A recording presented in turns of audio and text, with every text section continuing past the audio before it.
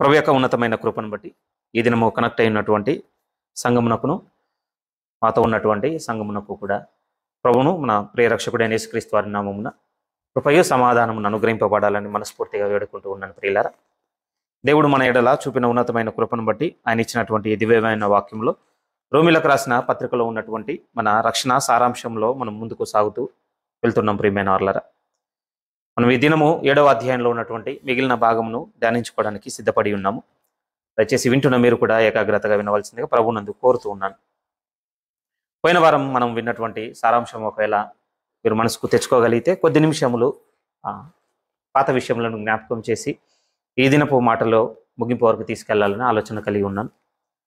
మనం 7వ అధ్యాయం కూడా సాగుతున్నాం ప్రియమైన రోమపత్రికలో. ఒక విధంగా చాలా అడుగులు ముందుకు వేసుకుని వచ్చిన్నాం. ప్రభు క్రీస్తులో మనకు అనుగ్రహించిన రక్షణ ఏ విధంగా మన జీవితమును నూతన పరుస్తుందో తెలుసుకుంటూ, ఏమాత్రం కూడా దేవుని చల్లని చూపు పొందలేని స్థితిలో ఉన్న మనల్ని ఈరోజు క్రీస్తుతో కూడా సమాన వారసులుగా ఎంచబోతున్నాడు అన్నంత వరకు రాయబోతున్నాడు పౌలు గారు. రోమా 8:17కు అక్కడికి వస్తాం ప్రియమైన వాళ్ళకి. 1వ అధ్యాయం చదివినప్పుడు ఎలా ఉంటుంది అని అంటే, దేవుని ఉగ్రతను బట్టి నిశ్చయముగా పరలోకం నుండి కోపమే దిగి వస్తుందట. అది 1:18. కానీ 8:17కి వెళ్ళేసరికి పరిశుద్ధాత్మ దేవుడు ఎంత ధైర్యపరుస్తున్నాడు అనంటే, ఇప్పుడు క్రీస్తు తోడి వారసులుగా స్వీకరించబోతున్నాడు అన్నటువంటి ముగింపు వరకు తీసుకొని వెళ్ళబోతున్నాడు. అందులో ఒక్కొక్క అధ్యాయం గుండా ఒక్కొక్క స్టెప్ బై స్టెప్ చూసుకుంటూ వస్తున్నాం. ఇన్ని మార్చుకుంటూ వస్తున్నాడు క్రీస్తులో మన జీవితంలో దేవుడు అని. ఆ మాటల సారాంశం అంతా చూస్తున్నప్పుడు మనకు ఏమర్థం అవుతుంది అని అంటే, అది నిశ్చయంగా దేవుని సంకల్పమును బట్టి, ఆయన అమితమైన ప్రేమను బట్టి తప్ప మన అర్హతలను బట్టి, యోగ్యతలను బట్టి, మన స్థితిగతులను బట్టి పొందుకున్నదైతే కాదని మనకు అర్థమైపోతూనే ఉంది. ఒకవేళ ఎక్కడో అక్కడో రోమపత్రిక ధ్యానంలో మనం లేకపోయి ఉంటే ఎలాంటి స్థితి ఉంటుంది అని అంటే, ఏదో ఒక కొలమానంలో దేవుడు దృష్టికి నేను గొప్పవానిగా ఎంచబడాలన్నటువంటి తాపత్రయం అనుకుంటుంది. లేకపోతే ఏ విధంగా చెప్పగలంటే, ఈ విలువలను బట్టి, లేకపోతే నాలో ఉన్న ఈ స్థాయిని బట్టి, లేకపోతే నేను చేసేటువంటి ఈ పనులను బట్టి ఈ మాత్రం దేవుడు నన్ను పరిగణ చేయొచ్చు, తగ్గుతుందిలే మనం అనుకుంటుండొచ్చు. కానీ రోమపత్రిక గుండా సాగుతున్నప్పుడు మనకి ఏమర్థం అవుతుంది అని అంటే, నిశ్చయముగా ఏం చెప్పవచ్చు అని అంటే, అది కేవలం ఆయన సంకల్పంను బట్టి నన్ను జ్ఞాపకం చేసుకున్నాడు అంతే. నిజంగా ఒక్కొక్క అధ్యాయం గుండా సాగుతున్నప్పుడు దేవుడు ఎంత ఉన్నతమైన స్థితిలో కనపడుతున్నాడు, మనం ఎంత నిస్సహాయులుగా, అవివేకులుగా, దేవుని యొక్క చల్లని చూపు పొందుకోలేని స్థితిలో పాపులుగా మనం ఉన్నాము కనపడటం లేదా చెప్పండి. ఒకసారి రోమపత్రిక 3వ అధ్యాయంలో ఒక మాట చదవాలని ఆశపడుతున్నాను. 7వ అధ్యాయంలోకి వస్తాను, ఇబ్బంది పెట్టు మిమ్మల్ని. ఒకసారి 3వ అధ్యాయం, రోమిలకు రాసిన పత్రిక 3వ అధ్యాయం జాగ్రత్తగా మీరు 4వ వాక్యాన్ని చూడగలిగితే ఎంత చక్కగా రాయబడుతుందో చూడండి. పరిశుద్ధాత్మ దేవుడు అంటున్నాడు, దేవుని గురించి సాక్ష్యం ఇచ్చు, నీ మాటలలో నీవు నీతిమంతుడుగా తీర్చబడినట్లును, నీవు వ్యాజ్యమాడునప్పుడు గెలుచున్నట్లును అని వ్రాయబడిన ప్రకారము ప్రతి మనుష్యుడును అబద్ధికుడగును గాని దేవుడు సత్యవంతుడు కాక తీరడు. ఇంతకంటే బలమైన వీక్నెస్ ఏం కావాలి చెప్పండి ఆయన నమ్మకత్వానికి? నిశ్చయముగా ప్రతి మనుష్యుడు, ఆదాము మొదలుకొని ఇంకా ఏ కొలమానంలో కూడా ఎవ్వరు తూగారు అంతే. ప్రతి మనుష్యుడు అబద్ధికుడు, కానీ దేవుడు మాత్రం సత్యవంతుడు కాక తీరడు. నిజంగా ఈ పత్రిక గుండా సాగుతున్నప్పుడు ఆయనలో ఎంత సత్యము కనపడుతుంది చూడండి. ఎక్కడ అర్థం చేసుకోగలం ఆయన సత్యమును అని అంటే, ఏ విషయంలో కూడా దేనికి కూడా మనం అర్హులం కాదు ప్రియమైన వాళ్ళరా, ప్రభు యొద్ద నుంచి పొందుకునేటివి. కానీ అనుగ్రహిస్తున్న ఆయనలో ఆ తత్వం కనపడటం లేదా? నిజంగా ఏ కొలమానంతో పౌలు గారు ఈ మాట రాసినప్పుడు కూడా దావీదు గారి ఈ మాటని తీసుకొని వచ్చాడు 51వ కీర్తనలో. ఎంత శ్రేష్టంగా ఉండుండొచ్చు ఇశ్రాయేళ్ల మధ్య దావీదు గురించినటువంటి సాక్ష్యం. అలాంటి సాక్ష్యం కలిగిన వ్యక్తి నోట నుంచి ఏమొచ్చింది? నిశ్చయంగా నేను అబద్ధికుని దేవా, నువ్వు సత్యవంతుడు అని నాకు అర్థమైపోయింది నా జీవితం బట్టి. ఎప్పుడు తెలిసింది చెప్పండి? ఎప్పుడు పాపంలో పడి ఉన్నానని తనకు తెలిసినప్పుడు. ఒకసారి ఇలా అనుకుందాం ప్రియమైన వాళ్ళారా, ఒకవేళ తన జీవితంలో ఉరియాను చంపేటువంటి సందర్భమే ఎదురవ్వక ముందు దావీదు జీవితంలో ఏముందో మనకు తెలియదండి. లేకపోతే దేవుని ముందు ఎంత విరిగి నలిగిన హృదయం ఉందో మనకు తెలియదు. ఎప్పుడన్నాడు ఆ మాట? నిశ్చయంగా నీకు ఏవి ఇష్టము అని అంటే, బలులు అర్పణలు కాదయ్యా, విరిగి నలిగిన హృదయం కదా నువ్వు అత్యధికంగా కోరుకునేది. ఎప్పుడన్నమాట? ఉరియాను చంపిన తర్వాత ఒక జీవితం చూశాడు. ఆ జీవితం నుంచి ఒక వెలుగు ఏమీ ఉదయించింది ఆయన మీద అంటే, దేవుడు ఎంత సత్యవంతుడిగా ఉన్నాడు. నేను ఇంతగా దేవునికి విరోధముగా, నిశ్చయముగా నీకే విరోధముగా పాపం చేస్తున్నా అంటాడు. నీకే విరోధముగా చేసినా కూడా నీ దృష్టిని నా నుంచి మలుచుకోనకుండా నా వైపే నువ్వు చూసి ఉన్నావు. నన్ను ఆదరించి ఉన్నావు, నన్ను ఆదుకొని ఉన్నావు, నన్ను మళ్ళీ స్వీకరించి ఉన్నావు, నన్ను బట్టి కూలిపోయిన మళ్ళీ ఇశ్రాయేలు పట్టణం నువ్వు కట్టబోతున్నావు. ఇవన్నీ చూడగానే నువ్వు ఎంత సత్యవంతుడవు దేవా. రైట్. ఎందుకు ఈ చిన్న పరిచయం మళ్ళీ మేము ఈ వినికిడికి తీసుకొచ్చాను అని అంటే, రోమపత్రిక 7వ అధ్యాయంలో మనం చూడబోతున్న ఈ 2వ భాగంలో ప్రియమైన వాళ్ళరా, పౌలు గారి అనుభవం నుంచి మనం ఏం తెలుసుకోబోతున్నాం అంటే, దేవుడు మన ఎడల ఎంత ఆదరణ కలిగి ఉన్నాడో చూస్తే నిశ్చయంగా ఆనందం కలుగుతుందండి. మనం పోయిన వారం చూసినప్పుడు మీతో ఏం మాట్లాడడం జరిగింది అని అంటే, 7వ అధ్యాయం మనకు ప్రధానంగా 3 విషయాలను తెలుపుతుందని చెప్పడం జరిగింది. మొదటి విషయం ఏంటంటే, ఆ అధ్యాయం యూదుల గురించి రాస్తున్నట్టుగా మొదలైంది. ఏం చెప్పాలనుకుంటున్నాడు రోమపత్రిక 7వ అధ్యాయం ద్వారా పౌలు గారు అని అంటే, యూదులను కూడా క్రీస్తు యొద్దకు నడిపిస్తున్నాడు రక్షణ విషయంలో. లేదు మనము ధర్మశాస్త్రం దగ్గర ఆగిపోకూడదు. నిశ్చయంగా ధర్మశాస్త్రం ఎవరిని కూడా దేవుని దగ్గర చేయలేకపోయింది. దేవుని దగ్గరికి మనం అవ్వాలి అని అంటే ఈ ధర్మశాస్త్రం దాటి క్రీస్తు దగ్గరికి రావాల్సిందే. అలా అనుకుంటే లేదు మేము బద్దలం అయిపోయాం కదా, ఇప్పుడు మాకు ఎలా విడుదల, మేము బతుకున్నంత కాలం ధర్మశాస్త్రానికి బద్దలం కదా అంటే, ఇదిగో క్రీస్తునందు మనం శరీర విషయంలో మృతులమైతివి, విడుదలైపోయింది కదా ధర్మశాస్త్రం నుంచి మనకి. ఇప్పుడు విడుదలైంది కనుక ఇక రక్షణలోనికి నడిపించేటువంటి క్రీస్తు యొద్దకు వచ్చేయడమే. ఇక రాస్తుంది ఒక అన్యుల నుంచి వచ్చిన వాడు కాదు ప్రియమైన వాళ్ళ, యూదులలో ప్రధానంగా ఉండాలని తాపత్రయపడిన ఆయనే దానిలో నుంచి బయటకు వచ్చి చెప్తున్నాడు. ఖచ్చితంగా అటెన్షన్ పే చేయాల్సిందేనండి. బయట నుంచి వచ్చి ఉంటే మనం అనొచ్చు, మా కమ్యూనిటీ నీకు తెలియదు, మా ఆచారాలు మీకు తెలియవు, మా ధర్మం మీకు తెలియదు, మా లా ఇదంతా ఏదో మాట్లాడవచ్చు, మా నియమం ఇది అది అని. కానీ మన గుంపులోనే ఉన్నవాడు లేచి ఇది కాదు అదే అని చెప్తే ఖచ్చితంగా అటెన్షన్ పే చేస్తాం. నిజమే కదా, మనతో ఉన్నవాడే చెప్తున్నాడు, మన వల్లే నడిచాడు, మన వల్లే అనుభవించున్నాడు, మన వల్లే అతిశయించున్నాడు, మన వల్లే గొప్పదనం అన్ని అనుకున్నాడు కదా మన వల్లే. ఇతను మాట్లాడుతున్నాడు ఏంటి? కానీ స్ట్రెయిన్ ఏం జరిగింది అని అంటే, అటెన్షన్ పే చేయడం తర్వాత సంగతి ప్రియమైన వాళ్ళరా, అందరూ రాళ్ళు పెట్టి కొట్టిన జీవితమే పౌలు గారిదైంది అపోస్తల కార్యం చదువుతున్నప్పుడు.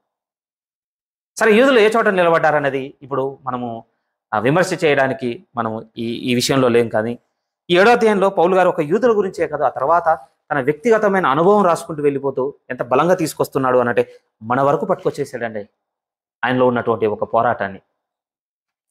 మనం పోయిన వారం చూస్తున్నప్పుడు మనకు ఏమర్థమైంది అని అంటే, మరి ఇంత ఉపయోగపడని ధర్మశాస్త్రము పాపమైన అంటే లేదు, పౌలు గారికి చాలా క్లారిటీ ఇచ్చిన్నాడు. మనం అట్లన రాదు, ఇది సత్య సంబంధమైనది, ఆత్మరూపమైనది, ఉత్తమమైనది, అనుకూలమైనది, పరిశుద్ధమైనది. రిజెక్ట్ చేయలేదు. మరి ఏం మేలు చేసింది ధర్మశాస్త్రం అంటే అన్ని క్లియర్గా చెప్పినాడు. నాకు 3 ప్రధాన విషయములను పట్టుకోగలిగాను ధర్మశాస్త్రాన్ని బట్టి. మొదటిది ఏం తెలిసింది అంటే, పాపం ఏంటో తెలిసింది నాకు.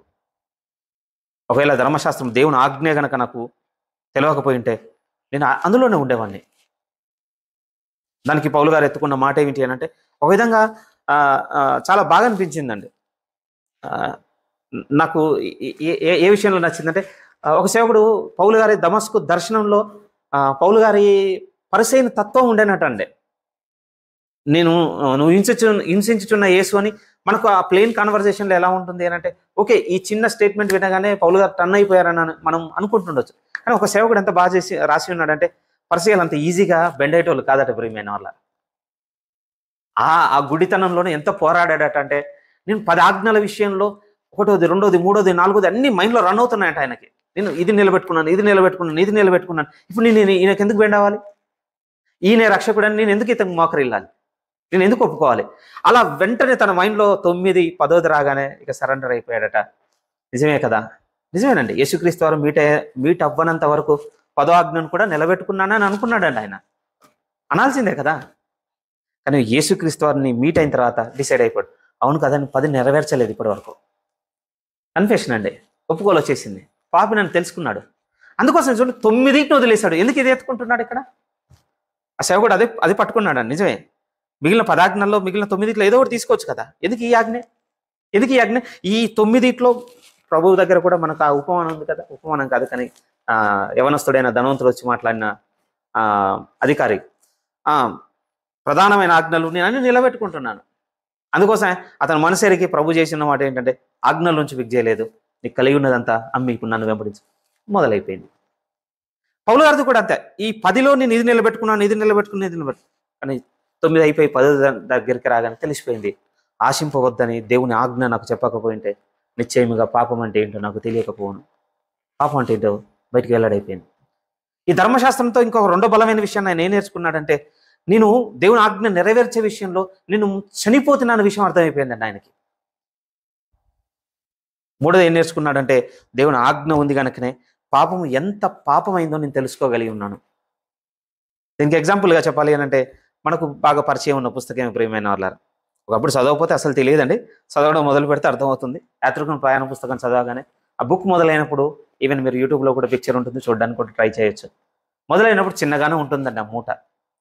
ఆ బుక్ చదువుతూ చదువుతూ చదువుతూ ఆ క్రిస్టియన్ అనేటువంటి యాత్రికుడు ముందుకు సాగుతున్న కొద్దీ బర్డన్ పెరుగుతున్నట్టుగానే ఉంటుంది.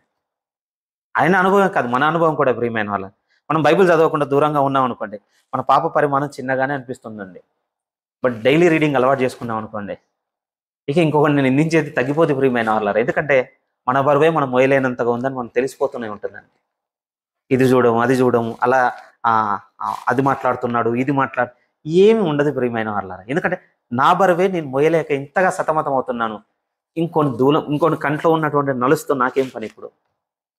ఇంకా చెప్పాలి అని అంటే ఎలాంటి ఫీలింగ్ వస్తుంది అని అంటే ఈ దూలాన్ని ఏ విధంగా దింపాలి, నాలో ఉన్న ఈ దూలాన్ని ఏ విధంగా దింపాలి. పౌలు గారు కూడా అదే అర్థమైంది అంటున్నాడు. ధర్మశాస్త్రం వల్ల నాకేం తెలిసిందంటే పాపము అది ఇంకా అధిక పాపమైనట్టుగా అగపడు నిమిత్తము హెల్ప్ చేసింది నాకు. అందుకోసం ఎంత మంచి క్లెయిమ్స్ చేశాడు అని అంటే ఇది పవిత్రమైనది, అనుకూలమైనది, ఆత్మ సంబంధమైనది, వండర్ఫుల్. ఎంత మంచి సర్టిఫికేట్స్ ఇచ్చేసాడు ఆయన. ధర్మశాస్త్రాన్ని సర్టిఫై చేసిన తర్వాత ఇప్పుడు మనకున్నటువంటి అతిపెద్ద సమస్య ఏంటి అంటే ఈ మిగిలిన రిమైనింగ్ పార్ట్లో ఏం రాస్తున్నాడు. జెన్యున్గా మీ ముందు ఒప్పేసుకుంటున్నాను ప్రియమైన వాళ్ళరా, ఇది నా మెడిటేషన్లో అయితే నాకు దొరికింది కాదండి. సేవకుల నోట విన్న తర్వాత అసలు ఇందులో నేను గ్రహించాల్సిన సారాంశం ఇంత ముఖ్యమైందా? బాగా వినండి ప్రియమైన వాళ్ళరా. ఇది మనకు అర్థమైతేనండి వాస్తవానికి 15వ వాక్యం నుంచి 25వ వాక్యం వరకు ఉన్న ఈ చిన్న భాగం మనకు అర్థమైతే బాగా వినండి. ఇందులో ఉన్నటువంటి ఈ లేఖనాల్లో ఉన్నటువంటి మీనింగ్ మీరు పట్టుకుంటారని నేను చెప్పడం లేదు. నా ఎక్స్ప్లెనేషన్ ఈరోజు అందుకోసం కాదు, మనస్ఫూర్తిగా చెప్తున్నాను. ఇదొక్క పదం మీకు అర్థం కాదు. ఆదరణ ఏంటంటే ఏంటో తెలిసిపోద్దండి మనకి. ఆదరణ, కంఫర్ట్ ప్రియమైన వాళ్ళారా. ఇంగ్లీష్ అయితే చాలా మీనింగ్ఫుల్గా ఉందండి. ధైర్యపరచడం, ఒక విధంగా ప్రోత్సహించడం. ఆగిపోయి వెనకదిద్దామన్న ఆలోచన మొదలైనప్పుడు వెన్ను తట్టి లేదు అని ఒక భరోసానిచ్చి ఇక సాగు అన్నటువంటి ఒక ధైర్యపరిచేటువంటి మాట దగ్గర ఏం చెప్పొచ్చు అంటే ఆదరణ. మీరు ఒకసారి ఆలోచించండి ప్రియమైన వాళ్ళారా. ఆన్లైన్లో వింటున్నవారినైనా నాతో ఉన్నవారినైనా అడుగుతున్నది వ్యక్తిగతంగా. నేనేమి మీ మీద పై స్థాయిలో ఉండి అడుగుతున్నమాట కాదు, కానీ మీరే ఆలోచించండి. డే బై డే ఈ క్రిస్టియానిటీలో సాగుతున్నప్పుడు ముందుకు వెళ్ళాలని అనిపిస్తుందా, ఈ కాడి దించేస్తే బాగుండని అనిపిస్తుందా? ప్లీజ్ ఒక్కసారి మనస్ఫూర్తిగా తీసుకోండి. ఫ్యామిలీతో, సొసైటీతో, గవర్నమెంట్తో, మనీతో, కళ్ళ ముందు కనపడేటువంటి ఆశలతో, మనలో శరీరంలో పుట్టేటువంటి కోరికలతో ఈ యుద్ధం అంతా మనలో ఉన్నప్పుడు ఏమనిపిస్తుంది చెప్పండి? పౌలు గారిదే. ఈ మాట లేకుండా ఉన్నప్పుడన్నా నేను స్వేచ్ఛగా బతికాను కదా. ఒక విధంగా దింపితే కొంచెం రిలీఫ్ అయిపోతామేమో. వచ్చిన స్టోరీ చదివానండి, చాలా బాగా అనిపించింది. ఒక యజమాని, అతను క్రిస్టియన్ కాదు, అతని దగ్గర వర్క్ చేస్తున్న అతను క్రిస్టియన్. తీసుకొని ర్యాబిట్ హంటింగ్కి తీసుకెళ్ళిపోయాడట. మనం కుందేళ్ళం కొడదామని తీసుకెళ్ళాడట. ఈ వర్కరు చారియట్ గుర్రం బండి తోలుతున్నాడు, బాస్ వెనక కూర్చున్నాడు, మంచిగా గన్ పట్టుకొని రెడీగా వెళ్తుండగానే సంహవ్ గుర్రబండి తెలుసు కదా, అది అంత నార్మల్గా ఏం వెళ్ళదండి. ఒక చిన్న రాయి ఎక్కి దడేళ్ళ దిగబడిందండి. అంటే పడిపోయింది ఒక రాయి నుంచి కిందికి. బలంగా గుద్దేసరికి ఒకేసారి కోపం వచ్చేసి తోలుతున్న క్రిస్టియన్గా ఉన్నటువంటి ఆ పనివాడు ఆ రాయి ఇన్సిడెంట్ బట్టి రాయిని బలంగా ఒక పెద్ద బూత్ మాట అనేసాడట. యూజువల్గా మనకు ఎదురయ్యేది వెళ్ళండి, ట్రాఫిక్లోనూ ఎవరైనా మన కాలు దొక్కిన వెంటనే తోలుతున్న బండిని ఆపేసి దిగి ఎందుకో ఆయన మనసు ప్రేరణ కలిగి చాలా బలముగా దేవా నన్ను క్షమించు, నేను చాలా పెద్ద తప్పు మాట అనేసాను, నన్ను క్షమించు అన్నది రాయినేనండి, మనిషిని ఏం కాదు. బాగా ఆలోచించండి. బట్ ఎంత సెన్సిటివ్గా ఉన్నాడు అతను. ఓకే, ఇన్సిడెంట్ అతన్ని బాగా కోపానికి గురి చేసింది, పెళ్ళి వీకింది, కోపం టెంపర్ అవుట్ అయ్యాడు, మాట అనేసాడు. బట్ వెంటనే పక్కన మొకరిల్లి దేవునికి ప్రార్థన చేస్తున్నాడు. వెంటనే బాగా చూశాడు, ఏం చేస్తున్నాను, నేను ఒక పెద్ద తప్పు మాట అనేసాను, అది నా మనస్సాక్షిని చాలా బాధ పెట్టింది, సో నేను దేవునికి క్షమాపణ చెప్తున్నాను. సో వెనుకున్న బాస్ నమ్మనోడు కదండి, వెంటనే అన్నాడట. ఏమన్నాడు అని అంటే ఇవి ఏం ప్రయోజనం చెప్పు, ఇప్పుడు నీకు నువ్వు ఒక దాన్ని నమ్మి ఆ నమ్మిన ఆయన హర్ట్ అయ్యాడని నువ్వు అనుకొని ఇప్పుడు ఏది లేనటువంటి ఈ గాలిలో ఎవరికో నువ్వు క్షమాపణ చెప్తున్నది, ఇది బాగుందా? నా లైఫ్ బాగుందా? ఇప్పుడు నన్ను చూసావా, నేను ఏది కూడా మనసు తీసుకోలేదు, నేను అన్నా కూడా అనేసాను అనుకున్నాను, చాలా ఫ్రీగా ఉండిపోయాను, నువ్వెందుకు ఇంతగా వేదన నొందుతున్నావు, ఏం బాగుంది? అతనికి ఏం రిప్లై చెప్పాలో తెలియలేదటండి. సరే ఇక అతనికి సమాధానం చెప్పలేక చారెట్ ముందుకు వెళ్ళిపోయింది. ఫారెస్ట్లోకి ఎంటర్ అవగానే కుందేలు కనపడ్డాయి. కాల్చాడట. కలవగానే ఒకటేమో చచ్చిపోయింది, ఇంకొకటేమో బలమైన గాయం తగిలింది, కానీ చనిపోకపోయేసరికి పరిగెత్తిపోయిందట. పరిగెత్తిపోయేసరికి వెంటనే పన్నోడు కదా, ఇప్పుడు చనిపోయింది ఎలాగో పారిపోదు కనుక దాన్ని అక్కడే వదిలేసి ఇప్పుడు పారిపోతున్న దానికోసం వెళ్ళిపోయి పట్టుకో, ఎందుకంటే అది దొరకదు. బట్ వినండి అండి, ఈ చిన్న ఇన్సిడెంట్ ఆ పనివాడిని ఎంతగా మేలుకొలిపిందట అంటే, వెంటనే అప్పుడు నేను ఎందుకు నీకు సమాధానం చెప్పలేకపోయాను, ఇప్పుడు నేను ఆన్సర్ చెప్పేటువంటి ఒక లైట్ నాకు దొరికిందని వెంటనే బాస్తో అన్నాడట. నేను ఎందుకు సారీ చెప్పాను అని అంటే, ఇప్పుడు నువ్వు ఒక కంగారు పడుతున్నావు చూసావా, ఈ చచ్చిపోయింది ఎట్లాగో ఎక్కడికి పోదు, గాయం నొందింది పారిపోతే దొరకదని నువ్వు అనుకుంటున్నావు కదా, నువ్వు నా దేవుని దృష్టికి నువ్వు డెడ్ ర్యాబిట్గా ఉన్నావు, నేను వూండెడ్ ర్యాబిట్గా ఉన్నాను. సంభవం నీ దొరకడం అవసరం, నేను పట్టించుకునే అవసరం కూడా లేదు, ఎందుకంటే ఇంక అయిపోయింది నీది, నువ్వు యాడికి పోవు, నీ వల్ల నథింగ్ అనమాట. అది చాలా మూవ్ చేసిందండి. ఎందుకు మూవ్ చేసిందో తెలుసా? ఈరోజు ఇది దింపేయాలి అన్నటువంటి ఆరాటం మనలో ఎందుకు కలుగుతుందో తెలుసా? వేరే వాళ్ళని చూడగానే వాళ్ళు చాలా మంచిగా ఉన్నారు కదా, ఎందుకు ఇంత స్ట్రగుల్ అవ్వాలి మనం? బాగా వినండి ప్రియమైన వాళ్ళారా, ఆ బాస్ ఏమంటున్నాడంటే, చచ్చింది ఎక్కడ పోదు, అది ఎదిగిపోద్దు, దాన్ని వదిలే, పారిపోతుంది సార్, అది మనకు అవసరం, పోయి పట్టుకోపో. ఆ దేవుని దృష్టికి పారిపోతున్న బనికొచ్చే ప్లేస్లో నేను ఉన్నాను, అందుకోసమే నేను వేడుకుంటున్నాను, క్షమాపణ చెప్తున్నాను. బాగా వినండి ప్రియమైన వాళ్ళారా, మేబీ ఇది మీకు కన్వే అయిందో లేదో నాకు తెలియదు, కానీ ఇప్పుడు మనం పౌలు గారి జీవితం గుండా ఈ చూడబోతున్న ఈ చిన్న విషయం అండి, ఈ భారం ఏ విధంగా తింపేసుకుంటే బాగుండు, వెనక తీస్తే బాగుండున్నటువంటి మన జీవితం నుంచి బాగా ఆదరణ ఇచ్చేది అవుతుంది ప్రియమైన వాళ్ళ. ఏం రాస్తున్నాడు పౌలు గారు? ఏం రాస్తున్నాడు అని అంటే, తనలో ఉన్నటువంటి ఒక పెద్ద సంఘర్షణ రాస్తున్నాడండి. చాలా వరకు దీని గురించినటువంటి అనుభవం కలిగిన సేవకుల అభిప్రాయం ఎలా ఉంది అని అంటే, ఈ అధ్యాయం కేవలం యూదులకే వర్తిస్తుందని పక్కకు పెట్టినటువంటి బోధ ఉన్నది. లేదు ఇది పౌలు గారి యొక్క వ్యక్తిగతమైనటువంటి సంఘర్షణే తప్ప ఇది అందరిలో ఉంటుందన్నటువంటి గ్యారంటీ ఏం లేదని పక్కకు పెట్టినటువంటి వర్గం ఉన్నది. వీళ్ళంతా ఊరికే గాలికి చెప్పేటోళ్ళు కదండి, మంచి బైబిల్ లవింగ్ క్రిస్టియన్స్ అనుకోండి ఒక విధంగా. ఇంకొక అద్భుతమైన విషయం ఏమిటి అంటే, తన జీవితంలో ఉన్నది అందరిలో ఉంది గనక పరిశుద్ధాత్మ దేవుడు ఈ సేవకం ద్వారా రాపిస్తూ మనకు ఒక గొప్ప ఆదరణ ఇస్తున్నాడని చెప్పినటువంటి బోధకుడు ఉంది. ఈ 3 విన్న తర్వాత నన్ను 3వది చాలా బలపరిచింది ప్రియమైన వాళ్ళు. ఆ 3వది మీకు చెప్పాలండి, ఆ 3వది చెప్పాలి. పౌలు గారు ఏం రాస్తున్నారు అనంటే, నాలో ఒక పోరాటం జరుగుతుంది. ఏంటి ఆ పోరాటం? 15వ వాక్యంలో అంటున్నాడు, క్లియర్గా చెప్తున్నాడు ప్రియమైన వాళ్ళ. చూడగలిగితే ఆయన అంటున్నాడు, ఏలనగా నేను చెయ్యునది నేను ఎరుగను. ఇంతకంటే ఏ స్థితి ఉంటుంది చెప్పండి బాధపడేది? మీరు చెప్పండి ప్రియమైన వాళ్ళ. మన కళ్ళ ముందు చాలామంది మతి స్థిమితం లేని వాళ్ళు కనపడుతుంటారు. వాళ్ళని చూసినప్పుడు ఇదే ఉంటుందండి, బాధపడాల్సిన విషయమే కదా. కానీ పౌలు గారు రాస్తుంది మన క్రైస్తవ జీవితంలో ఆయనలో నలిగిపోతున్న ఒక సంఘర్షణ రాసుకుంటున్నాడండి. దేంతో నలిగిపోతున్నాడట అంటే, నేను నిశ్చయించినది చేయక ద్వేషించినదే, ఇది చేయాలని కోరుకున్న దాన్ని చేయకుండా ద్వేషించిందే చేస్తున్నాడు. బాగా వినండి ప్రియమైన వాళ్ళ, దీని సందర్భం చెబితే ఇది మనకు కనెక్ట్ అవుతుందండి. 7వ వాక్యం నుంచి 13వ వాక్యం వరకు అన్ని పాస్ట్ రాస్తుంటాడండి పౌలు గారు. ఒకప్పుడు నా జీవితంలో ఇది ఉండే అని పాస్ట్ రాస్తుంటాడు. ఎరిగి తిని, చనిపోతిని, పాస్ట్లో ఉంటాయండి. కానీ 15 నుంచి 25 వరకు ఎందులో రాస్తుంటాడంటే, ప్రజెంట్లో రాస్తుంటాడండి. ప్రస్తుతం అనగానే ఎప్పుడు? మీతో ఇది మొదలుపెట్టినప్పుడు చెప్పాను, బహుశా 57-58 సంవత్సరంలో రాయబడింది. క్రీస్తులోనికి వచ్చి ఎంత లేదనుకున్న ఒక 15 నుంచి 20 సంవత్సరాలండి ప్రభువులో నడుస్తున్న జీవితం. 15 నుంచి 20 సంవత్సరాలు ప్రభువుతో నడుస్తున్న ఒక బలముగా ప్రభులో వేరుపారిన వ్యక్తి రాస్తూ ఏమంటున్నాడంటే, ఇప్పుడు నేను ఎదుర్కొంటున్నాడని తన ప్రస్తుతాన్ని కూడా కలుపుతున్నాడు ప్రియమైన వాళ్ళ. ఇందులో చాలా ఆదరణ కలిగించే విషయం ఏముంది అనంటే, ఆయన ప్రస్తుతంతో నలిగిపోతున్నది ఆయన ఎందున్నది, నా ఎందున్నది, వింటున్న మీ ఎందు కూడా ఉంది ప్రియమైన వాళ్ళ. ఇది ఏంటి అంత గొప్ప ఆదరణ ఇచ్చేది అనంటే, మీరు చూడండి, ఈయన వెనక తీయలేదు. ఇప్పుడు మన హృదయంలో కలుగుతున్నటువంటి వేదనకి ఈయన హృదయంలో ఆ వేదన లేదు ప్రియమైన వాళ్ళ. అక్కడికే మనం రావాలి. ఒకసారి ఈ మాట చదవాలనుకున్నాను. కొరింథీయులకు రాస్తున్నటువంటి 2వ పత్రిక 1వ అధ్యాయం, కొరింథీయులకు రాస్తున్నటువంటి 2వ పత్రిక 1వ అధ్యాయం 5, 6, 7 వాక్యాలు చదవాలనుకుంటున్నాను. దయచేసి చూడండి ఎలా రాయబడుతుందో మనకు వాక్యం. పౌలు గారు తన అనుభవానే చెప్తున్నాడు ఇంకొక సంఘంతో.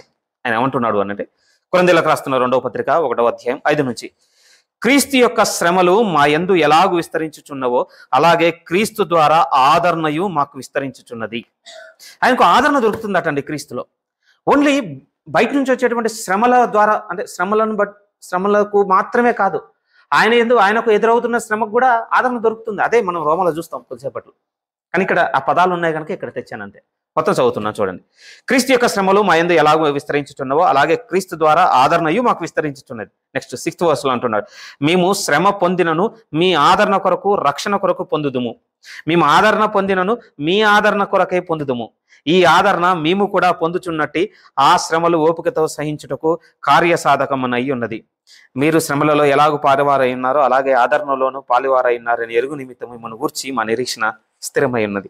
ఏం చెప్తున్నాడు పౌలు గారు అని అంటే, మిమ్మల్ని ఆదరించాలన్నటువంటి ఒక విధంగా అండి, ఒక పెద్ద మిషన్తో సాగుతున్నట్టుగా ఉంటుందండి ఈ మాట. మాకు శ్రమ ఏదైనా మీకే ఆదరణ, మాకు ఆదరణ దొరికినా మీకే ఆదరణ. అంటే చూడండి ఎలా ఉందో, మొత్తం తనను మర్చిపోయి ఇక తన ద్వారా వారికి ఇవ్వాలన్నటువంటి ఆలోచన ఉంది. అందులో ఏమంటున్నా అంటే, ఎట్టి పరిస్థితుల్లో కూడా మీరు వెనక తీయొద్దు, బలంగా మీరు సాగాలన్నటువంటి ఆ ధైర్యం మీలో పెట్టడానికే నేను గురి పెట్టుకొని సాగుతున్నాను. ఓకే, కొరింథీలో అయితే బయట నుంచి అటువంటి శ్రమల విషయంలో ఆదరణ గురించి మాట్లాడతాను. కానీ రోమా 7లో ఏం మాట్లాడతాను, మనకు ఎదురవుతున్నటువంటి ఇప్పుడుంది కదండి ఈ పోరాటం గురించి పౌలు గారు మాట్లాడుతున్న మాటలు నిశ్చయంగా ఒక గొప్ప ఆదరణ ప్రియమైన వాళ్ళ. ఎందుకంటే ఆయన ఎందుకు కూడా ఇదే కనపడుతుందండి. ఒకప్పుడు ఉండే ఇప్పుడు లేదట కాదండి, ప్రస్తుతం రాస్తున్నాడు చూడండి. ఎందుకంటే దీని గురించి అభిప్రాయం ఎలా ఉండేనంటే, ఇది పౌలు గారు గతంలో జరిగింది, ఇప్పుడు ఆ స్థితి లేదు, మనం క్రీస్తులోనికి వచ్చేసామంటే ఇంక అంత అయిపోయింది, మళ్ళీ వెనకబడుతున్నాము అని అంటే అసలు మనం క్రీస్తులో లేమని ఒక బరువైనటువంటి బోధ ఉన్నది ప్రియమైన వాళ్ళ. అందులో నేను కూడా ఉండేనండి. నా ప్రసంగాలు కూడా మీరు ర్యాండమ్గా పిక్ చేసుకొని ఏదైనా పెట్టుకొని విన్నారనుకోండి, ఎలా ఉంటుంది అని అంటే, మీరు ఉండటం లేదు, మీరు చేయటం లేదు, మీరు బతకటం లేదు, ఏదో పురికొలిపి రోషంతో మాట్లాడినట్టుగా వినపడుతుంటే అమ్మో అసలు ఇట్లా లేని అట్లా లేని కుంగిపోతుంటాం ప్రియమైన వాళ్ళ. ఎదురవటం లేదా? నేనైతే చాలా ఎదురవుతూ ఉంటానండి సేవకులు అయి వింటున్నప్పుడు. ఇంత బలంగా మాట్లాడుతున్నాడు ఏంటి, ఇట్లా ఎందుకు లేని నేను, ఇట్లా ఉండాలి కదా, అయ్యో ఏంటి నిజంగా అది వింటున్నప్పుడు ఎలా అంటే, ఓకే వీళ్ళు బయటపడిపోయారు, నేనే ఇక బాగా స్ట్రగుల్ అయిపోతున్నాను, నాకు దారేది కృంగుదలండి. అలా కృంగండి బైబిల్ చదవడం దూరం పెట్టిన దినాలు చాలా ఉన్నాయి, మనలో ప్రార్థన మానేసుకున్న దినాలు చాలా ఉన్నాయి. నిజమండి, దేవునితో సహవాసం గడపడం కొద్దిగా వెనకబడిపోయిన దినాలు చాలా ఉన్నాయి. విసుగు, ఎంత అనుకున్నా కూడా ఉండలేకపోతున్నాను. లాస్ట్ సండే డిసైడ్ అయ్యాను, ఏది 3వ రోజుకి అయిపోయింది. ఎన్నిసార్లు 23 అదే అనుకున్నాను, 24 అదే అనుకున్నాను, 25లో కూడా మొదలు పెట్టాను, ఫస్ట్ మంత్కే తేలిపోయింది. విసుగు. మనం ఏం ఎక్స్పెక్ట్ చేస్తున్నాం అంటే, ఇక డిసైడ్ అయ్యామంటే ఆ ప్రసంగంలో విన్నాం కదా, ఉదాహరణ అనుకుందాం, మన సండే మాట్లాడుకుందాం, ఓర్పు అనేది ఇక మండే నుంచి మొదలుపెట్టి ఓర్చుకోవాలి. నాకు మీకు తెలిసిపోయిందండి, ట్యూస్డేకే ఫెయిల్ అయిపోయామని. ఇది ఎలా ఉందో తెలుసా, ఇక వెనక తీసేద్దాం, ఇక ఇలా అయితే ఇక మన వల్ల కాదు. నిజం ప్రియమైన వాళ్ళారా, ఇది చాలా సెన్సిటివ్గా ఆలోచించగలిగితేనండి, ఇంతకంటే యథార్థంగా ఏ సేవకు రాస్తాడు చెప్పండి. మీరు ఒకసారి ఆలోచించండి. ప్రభులో ఒక 20 సంవత్సరాలు నడిచి ముందు ఒక 100 మందో లేకపోతే 200 మంది క్రౌడ్ ఉండి సంఘంగా నిలబడి ఇంత యథార్థంగా చెప్పగలుగుతాడంటే సేవకుడు తన అంతరంగ జీవితం గురించి, ఎవరి గురించి ఎందుకు, నేనే మీకు దొరికిపోతుంటాను ప్రియమైన వాళ్ళ. నా ఫోన్ ఏంటి, నా ఇంటర్నెట్ ఏంటి, నా ఇంట్లో పరిస్థితులు ఏంటి, మా మదర్తో నా రిలేషన్ ఏంటి, నా తమ్మునితో నా రిలేషన్ ఏంటి, లేకపోతే సంఘం నాకు ఇచ్చేటువంటి కానుక విషయంలో నా మనసు అతిశయించి నేను మాట్లాడతాను లేదండి. ఎందుకు, బయటపడిపోతాను కదా. అందుకోసమే ప్రియమైన వాళ్ళారా నిశ్చయంగా చెప్తానండి, ఇలా బయటపడకుండా దాచుకొని చెప్పిన ప్రసంగికుల ప్రసంగాలు మనల్ని ఆదరించేటివి చాలా తక్కువ. ఒకవేళ ధైర్యం చేసి చెప్పమంటే మైనస్లో కూడా ఉంటాయి. కానీ ఈయన మాత్రం యథార్థంగా బయటకు వచ్చి తను చెబుతున్నాడు. ఎప్పుడో తెలుసా, క్రీస్తులో కొన్ని సంవత్సరం నడిచిన తర్వాత కూడా ఏ స్థితిని చూడగలుగుతున్నాడట అంటే, నేను చూడగలుగుతున్న ఒక పోరాటాన్ని నాలో, నేను నిశ్చయంగా ఏం చేస్తున్నానో నేను ఎరగను. అసలు ఏంటండి ఆ మాట, ఒకసారి ఆలోచించండి. ఎందుకు ఇది అంటే, నేను పౌలు గారిలో ఫ్లాస్ను చూపించడానికి కాదండి ఇది మాట్లాడుతుంది, పరిశుద్ధాత్మ దేవుడు అందుకొరకు మనకు రాయించింది ఈ మాటలు. నెవర్ ప్రియమైన వాళ్ళారా, ఆదరణ కొరకు. నిజమండి, ఎందుకంటే ఇందులో రాయబడిన చాలా మాటలను బట్టి ఇది కంప్లీట్గా అన్యుడి గురించే రాయబడింది. పౌలు గారు ఇందులో కొంతమంది చెప్పేవాళ్ళు, ఎందుకంటే నేను శరీర సంబంధమై ఉన్నాను, నీ పాపానికి బానిస, ఆ పదాలు రాయబడ్డాయండి. కొన్ని మాటలు చదువుతాను చూడండి, 15 నుంచి 14లోనే ఉన్నాడు. అయితే నేను పాపమునకు అమ్మబడి శరీర సంబంధం అయి ఉన్నాను. ఎలా ఉందండి, ఎలా ఉంది? ఇది ఒక క్రిస్టియన్ స్టేట్మెంట్ లా ఉందా? లేదు ప్రియమైన. దాంతో ఏమైపోయిందంటే, దీని మీద రకరకాల అభిప్రాయాలు ఉన్నాయండి. నాకు వారు ఏం చెప్పారనేది నాకు వాళ్ళని విమర్శ చేయడం కాదు, కానీ అసలు ఇంత మంచి కాంటెక్స్ట్ నన్ను క్రీస్తులో మరింతగా పురికొలిపి పర్వాలేదు, దేవుడు నీకు తోడుగా ఉన్నాడని, నడిపిస్తాడని ధైర్యపరచాల్సిన ఈ సందర్భం ఎందుకు ఇంతగా రకరకాలుగా బోధింపబడిందని అనిపించిందండి. అందుకోసం ముందే చెప్పి ఇది ఇది ప్యూర్లీ నా మెడిటేషన్ అయితే కాదు ప్రియమైన వాళ్ళ. సేవకుల నోట వినగానే నిజమే కదా, నన్ను మళ్ళీ వెన్ను తట్టి నడపడానికి ఈయన జీవితం 20 ఏళ్ళు ముందుకు నడిచిన తర్వాత ఈయన కూడా ఇంకా స్ట్రగుల్ అవుతున్నాడట. నేనేదో నాలోనే ఉంది, నేను వెనక తీయాలని ఎందుకు రాజీకి రావాలి? పౌలు గారి ఇంటెన్షన్ కూడా అదేనండి. ఎందుకంటే 8వ అధ్యాయంలో ఉన్న జీవితం పరిచయం చేయాలనుకుంటున్నాడు. అది మనకు 3 సెషన్స్ పడుతుంది ప్రియమైన వాళ్ళ. 3 వెడ్నెస్డేస్ సాగుతాం మనం అందులో. ఎందుకంటే ఈ యొక్క పోరాటం నుంచి బయటకు వచ్చినటువంటి మార్గం 8లోనే ఆయన వెల్లడి చేశాడు. ఈరోజు మనం 8వ అధ్యాయం గురించి అసలు ఎత్తనేస్తాం, కానీ ఆ 8లోనికి వెళ్ళాలి అంటే 7లో పౌలు గారు ఇక్కడికి వచ్చి వెనక తీసేటువంటి వాళ్ళందరినీ ధైర్యపరుస్తున్నట్టుగానే ఉంటాయి ప్రియమైన వాళ్ళ. మీరే ఆలోచించండి. ఉదాహరణ అనుకుందాం, ఒక రన్నింగ్ రేసే అనుకుందాం. దగ్గరికి వస్తున్నప్పుడు వెనక తీయాలని ఎన్నిసార్లు అనుకోలేదు ప్రియమైన వాళ్ళ. అంత దూరం ఎందుకంటే పోనీ అనుకుందాం. ఇది అనుకో, మార్నింగ్ వాకింగో లేకపోతే జాగింగో ఏదో ఒకటి అనుకోండి. మీరు చెప్పండి, అనుకుంటాం రేపటి నుంచి లాభం లేదు 10,000 స్టెప్స్ నడవాలనో, లేకపోతే ఒక 4 కిలోమీటర్స్ నడవాలనో, లేకపోతే జిమ్ పోయినా అంటే గంట సేపు డెడికేటెడ్గా దీని తర్వాత 15 నిమిషాలు, ఇది 15 నిమిషాలు సెట్ బై సెట్ పెట్టుకొని మీరు చెప్పండి. 1, 2, 3 తర్వాత అయిపోగానే రాజీకి వచ్చేసి ఇక ఓకే రేపు నుంచి ఇంకొక 5 మినిట్స్ యాడ్ చేసి రేపు 45 మినిట్స్ చేద్దాం, కానీ ఈరోజు ½ అన్ అవర్ రిలాక్స్ అయిపోదాం. సేమ్ అండి. పౌలు గారు కూడా అదే చెప్పుకుంటూ వస్తున్నారు ప్రియమైన వాళ్ళ. అలా వెనక తీయకుండా ఉండడానికి ధైర్యపరుస్తున్నా. అయ్యో, క్రీస్తులో నా జీవితం నడపలేదా? మేబీ ఇలా మాట్లాడతాను ప్రియమైన. ఈ మాటలు రాస్తున్నప్పుడు పౌలు గారికి ఆ మాట చెప్పగలిగే ధైర్యం లేకపోయి ఉండొచ్చు. కానీ తిమోతికి రాసేసరికి ఇంకొక 10 years ఎక్స్టెండ్ అయింది లైఫ్. అప్పుడన్నా నేను విశ్వాసమును కాపాడుకుంటుని నా పరుగు తుదము తీర్చి తిని నా కొరకు నీతి కిరీటం ఎదురు చూస్తూ ఉన్నది. మీరు చెప్పండి. ఇంకొక 10 years అయితే అటైన్ చేసుకునేటువంటి లైఫ్. కానీ ఆ 10 yearsకి కొంచెం పాస్ట్ చూస్తే ఎలాంటి మాట రాస్తున్నాడు తెలుసా? అసలు నేను చెయ్యాలనుకుంటుంది చెయ్యలేకపోతున్నాను క్రీస్తులో ఉండే రాస్తున్నాడండి. ఇది ఆయనలో లోటును చూపించేది కాదు ప్రియమైన వాళ్ళారా. మనకు ఎంత ఆదరణ ఇచ్చేది అంటే, అవును నా ప్రభువు నడిపిస్తాడు. ఎందుకంటే పౌలు అనేటువంటి భక్తుని కూడా నడిపించుకున్నాడు కదా ఆయన. 8లో అదే ఉంది ప్రియమైన వాళ్ళారా. 8కి వెళ్తే అదే కనపడుతుంది. కొన్ని మాటలు ముందుకెళ్దామంట అలాగే చదువుకుంటూ 15 నుంచి ఏలైనగా నేను చేయనది నేను ఎరుగను, నేను చేయించినది చేయక ద్వేషించినదే చేయుచున్నాను. ఇచ్చయింపనిది నేను చేసిన ఎడల ధర్మశాస్త్రము శ్రేష్టమైనదని ఒప్పుకొంచున్నట్లే కదా. కావున ఇకను దాన్ని చేయునది నా యందు నివసించు పాపమే కానీ నేను కాదు. దీని అర్థం ఏంటి? నేను చేయడం లేదుగా నా యందు పాపం చేస్తుంది. దీని అర్థం ఏంటి? పౌలు గారి యొక్క ఉద్దేశం చెప్తాను ప్రియమైన వాళ్ళు. పౌలు గారి యొక్క ఉద్దేశం ఏమిటి అని అంటే, మనం ఆలోచన చేయగలిగితే, నా యందున్న నవీన పురుషుడు మాత్రం చేయొద్దని అనుకుంటున్నాడు, కానీ నా యందు నివసించు పాపం మాత్రం చేసేస్తుంది. మనకు అర్థం కాదు కనుక కిందనే ఎలాబరేట్ చేసేసాడండి. వెంటనే 18 చదువుతున్నాను. నా యందు అనగా నా శరీరమందు మంచిది ఏదియో నివసింపదని నేను ఎరుగుదును. మేలైనది చేయవలనని కోరిక నా యందున్న అంతరంగ పురుషునికి కలుగుచున్నది, కానీ ఎవరు కలగటం లేదు అని అంటే దాన్ని చేయుట నాకు కలుగుటలేదు. ఎందుకంటే దానికి ఈ అవయవములు సహకరించడం. ఏం చెప్పాలనుకుంటున్నారు పౌలు గారు? బాగా వినండి ప్రియమైన వాళ్ళారు. మళ్ళీ తన బాప్తిసం చూసుకుంటున్నాడండి. బాప్తిసంలో ఏం జరిగింది? నా ప్రాచీన పురుషుడు నవీన పురుషునిగా మారి ఉన్నాడు, కానీ మన శరీరం ఇంకా నవీనపరచబడలేదు ప్రియమైన వాళ్ళారు. ఇన్సైడ్ న్యూ నేచర్ అండి, అవుట్ సైడ్ ఓల్డ్ బాడీ అదే ఉండిపోయింది. ఇంకా నిజం అన్నాడు. ఆదివారము దేవుని సన్నిధిలో ఉండి, దేవుని ప్రార్థనలో ఉండి, దేవుని వాక్యం చదివి, దేవుని వర్తమానం వినగానే లోపల ఉన్న నవీన పురుషుడు రెస్పాన్స్ ఎలా ఉంది అంటే, డిసైడ్. ఇక నేను డిసైడ్ అయి ఉన్నాను, ఇది చేయొద్దు, ఇది అనొద్దు, ఇది చూడొద్దు, ఇది మాట్లాడొద్దు. కానీ మీరు చూడండి, నవీన పురుషుని రెస్పాన్స్ బాగానే ఉంది, కానీ ఈ నవీన పురుషునికి ఎవరు సహకారులుగా లేరు అని అంటే బయట ఉన్న అవయవములు సహకారంగా లేవు ప్రియమైన వాళ్ళు. తన మెంబర్స్తో చాలా స్ట్రగుల్ అవుతున్నాడండి. ఆయన మాత్రమే అనుకుంటున్నారా? ఆయన మాత్రమేనా చెప్పండి? మనము కూడా కదా.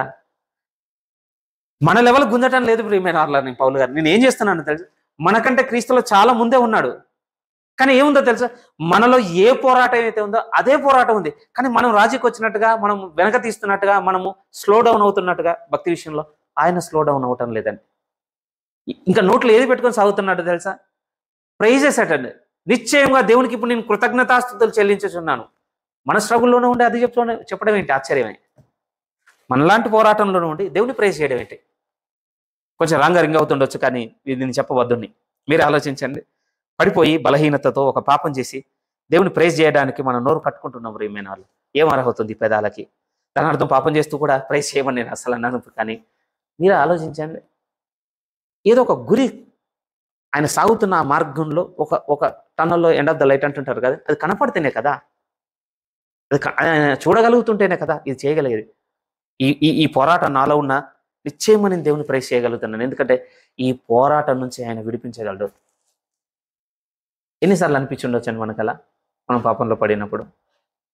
నేను ఏ రోజైతే నేను నిశ్చయించింది, నేను కోరుకుంది నేను చేశాను, కానీ నాకు నిశ్చయమైన నిరీక్షణ ఉన్నది, నా ప్రభువు నన్ను ఇందులో నుంచి బయట కడతాడన్నటువంటి నిజంగా ప్రైజ్ చేసినటువంటి దేవుని ప్రియమైన వాళ్ళారు. మేబీ అండి ఎలా ఉంది అని అంటే, ఆ పాపము మన మనస్సాక్షిలో మళ్ళా నెమ్మది కలిగించేంత వరకు ప్రార్థనకి, రీడింగ్కి, చర్చ్కి దూరంగా ఉండి మన మనస్సాక్షి లేకపోతే మన మైండ్లో ఆ గిల్ట్ అంతా కొంచెం నార్మల్కు ఒక కొద్దిగా తగ్గింపు స్థాయికి వచ్చిన తర్వాత మళ్ళీ ట్యూన్ అయ్యి మళ్ళీ స్లో ప్రేయర్, మళ్ళీ స్లో బైబిల్ రీడింగ్, మళ్ళీ స్లో వర్తమానాలు, ఇలా ఇలా ఉందండి మనవే. ప్రైజింగ్ లేదు. నేను నా యందు ఉన్నది మీ యందు ఉన్నదే మాట్లాడుతున్నానండి. కేవలం ఇది మీలోనే కాదు, నా యందు కూడా అదే ఉన్నది. కానీ మీకు నాకు పౌలు గారికి వ్యత్యాసం ఏం కనబడుతుందంటే, ఆయన మాత్రం అండి ఒక గొప్ప ఆదరణతో సాగుతున్నాడు ప్రభులో. ఆయన అన్నమాటలు ఎలా ఉన్నాయంటే చూడండి 20 నుంచి అంటున్నాడు, నేను కోరనిది దానిని చేసిన ఎడలా దాన్ని చెయ్యున్నది నా యందు నివసించు పాపమే కానీ ఇకను నేను కాదు. కాబట్టి మేలు చేయగోరు నాకు కీడు చేయుట కలుగుచున్నదను ఒక నియమము నాకు కనబడుచున్నది. ఏమంటే నియమం అని దేన్ని అంటామని తెలుసా అండి? ఒక రియాక్షన్ అండి, సైకిల్గా జరుగుతుంది అనుకోండి, వితౌట్ ఇంటరప్షన్స్, ఎటువంటి అడ్డంకులు లేకుండా ఒక చర్య అనేది క్రమంగా జరుగుతుంది అనుకోండి, దాన్ని ఏమంటామంటే ఒక నియమము అంటాం ప్రియమైన. చైన్ రియాక్షన్ అండి, ఒక ప్రాసెస్ అంతా ఇక ఏది కూడా అడ్డు లేకుండా జరుగుతుంది అనుకోండి, దాన్ని నియమం అంటారు. ఈ మాట అంటుంది ఎవరో తెలుసా అండి? బేసిక్ అంటే కింద ఉన్న ఆయన అంటే అప్పుడు మొదలైన ఆయన కాదు ప్రియమైన వాళ్ళారా. మీకు నాకేమనిపిస్తుండొచ్చు అంటే, మరి పరిశుద్ధాత్మ దేవుడు ఏం చేస్తున్నాడు ఈయనలో? మొదలైన రోజే ఇట్లా బిగిన్ అవ్వగానే ఆపేసి ఉండాల్సింది కదా. పోనీ ఫ్రాంక్గా మాట్లాడుకుందాం. పౌలు గారికి అయితే నిశ్చయమైనటువంటి కన్ఫర్మేషన్ ఉందండి. దమస్కులో కావచ్చు, లేకపోతే అపొస్తల కార్యం చదువుతున్నప్పుడు పరిశుద్ధాత్మ దేవుడు ఆయన ద్వారా జరిగించిన కార్యములు కావచ్చు, ఆయన భాషలో మాట్లాడడం కావచ్చు, ఆయన దర్శనాలు చూడడం కావచ్చు, ఆయన దేవదూతలతో ఇదంతా చూడగానే మనకి ఎంత కన్ఫర్మేషన్ అనేది. పౌలు గారికి అయితే నిశ్చయంగా పరిశుద్ధాత్మ దేవుని కన్ఫర్మేషన్ ఉంది. నేను చూడగలుగుతున్నాను గుర్తు, బట్ నాలో అయితే అది లేదు కదా. సో పరిశుద్ధాత్మ దేవుడు నాలోనికి రాగానే ఇవన్నీ ఆగిపోతాయి అని మనకంటూ మనలో ఉంది. మనలో అదే ఉందండి. పోనీ పరిశుద్ధాత్మ దేవుని గురించినటువంటి బలమైనటువంటి స్వార్థ వినగానే కూడా ఆ స్వార్థం అంతా ఎలా సేవకులు ఎలా చెప్తుంటారు, ఇక అన్నిటికీ స్టాప్. మరి పౌలు గారు ఏంటి ఇలా రాస్తున్నారు? ఆయన ఇది ఎప్పుడు రాస్తున్నారు చెప్పండి? ఏమండి మళ్ళీ ఎగ్గైన్ రిపీట్ చేస్తున్నానండి. ఇది ఆయనను గుంజడానికో, ఆయనలో ఫ్లాస్ ఉండడానికి అసలు పౌలు గారు ఈ మాటలు రాయడానికి ఇంటెన్షన్ ఏంటంటే, ఈయన జీవితం ద్వారా ఆదరణ వెళ్ళాలనుకుంటున్నాడు ప్రియమైన వాళ్ళరా. ఆయన అలా నలిగిపోతున్న వారు, వెనక తీయాలనుకున్న వారికి అదే అంటున్నాడు కదండి. ఇంతకంటే నేనేం చదవగలను? 21, కాబట్టి మేలు చేయగోరు నాకు కీడు చేయుట కలుగుతున్న ఒక నియమము నాకు కనబడుచున్నది. ఒకప్పుడు కనబడను అనటం లేదు చూడండి, చూసుకోగలుగుతున్నాను ఇప్పటికీ.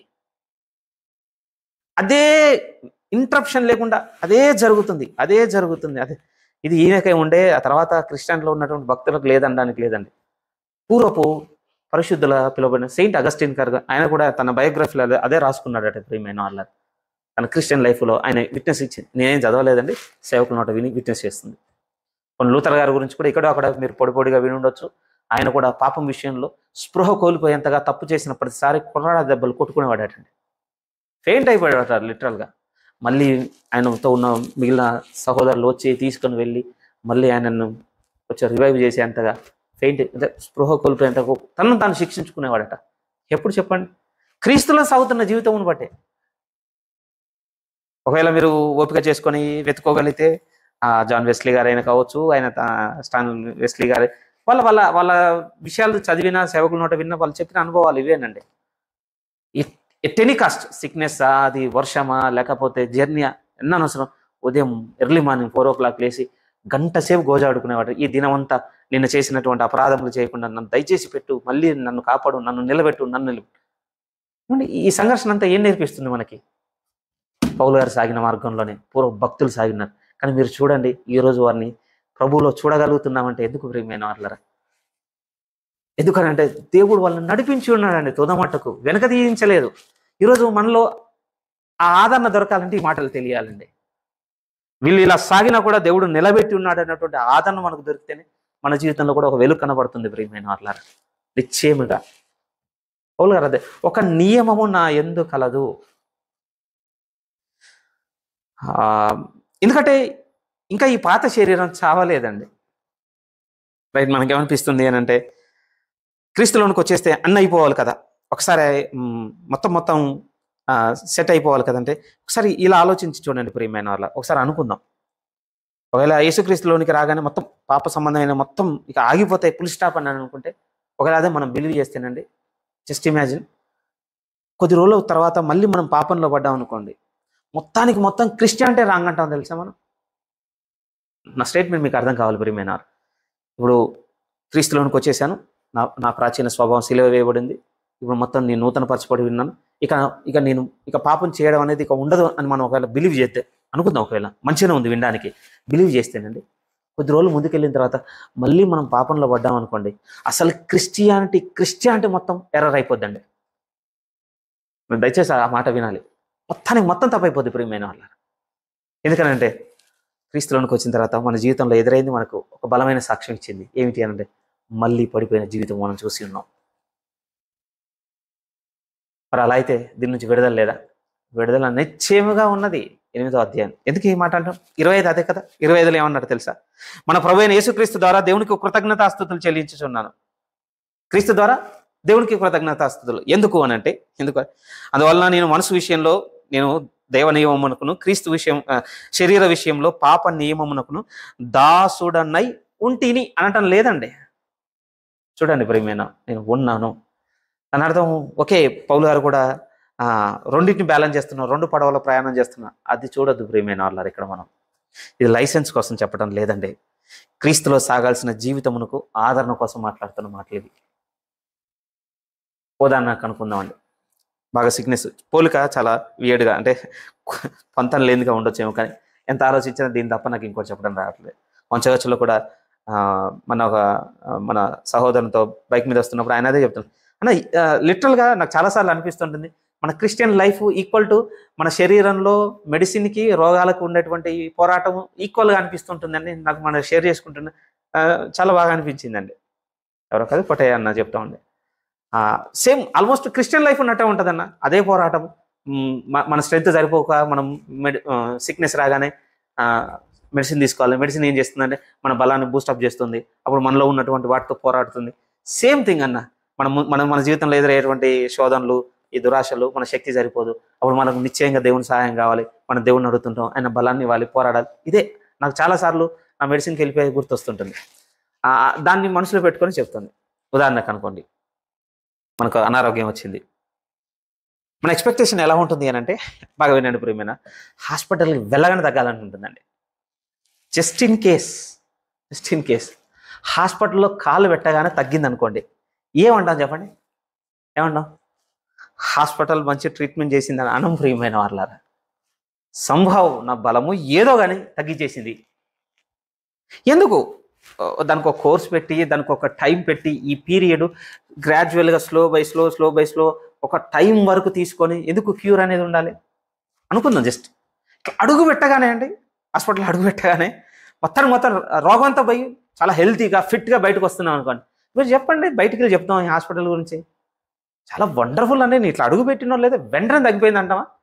హాస్పిటల్ పోద్దండి, హాస్పిటల్ పోద్ది.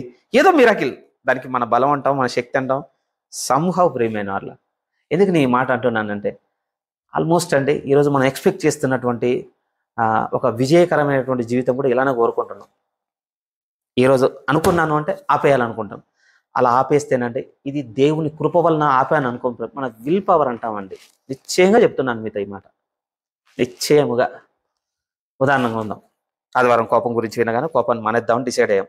మండే నుంచి అసలు కోపం రావట్లేదు అనుకోండి, దేవుని శక్తిని ప్రైజ్ చేస్తాం అనుకుంటున్నారా? అంత మంచితనం మనలో లేదులేండి, మనం విల్ పవర్ని ప్రైజ్ చేస్తామండి. అంటే తప్పు అర్థంతో చెప్పడం లేదు, కానీ స్టిల్ రింగ్ అవుతుంటుందండి ఆ సహోదరి యొక్క వీక్నెస్.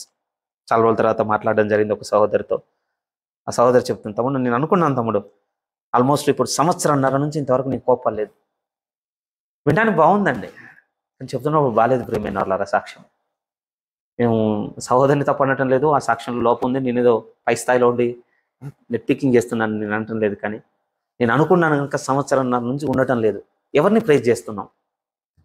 మేబీ నా నా జీవితంలో కూడా నేను అక్కడో ఇక్కడ ఇది అది అని చెప్పే దాంట్లో కూడా నేను బయటపడుతుంటాను. మీరు చెప్పే దాంట్లో మీరు బయటపడతారు. బట్ మీరు చూడండి ప్రియమైన వారలారా, ఇది ఎందుకు ఈ మాట మాట్లాడుతున్నానంటే పౌలు గారు రాసుకుంటూ వస్తున్న విషయం అదేనండి.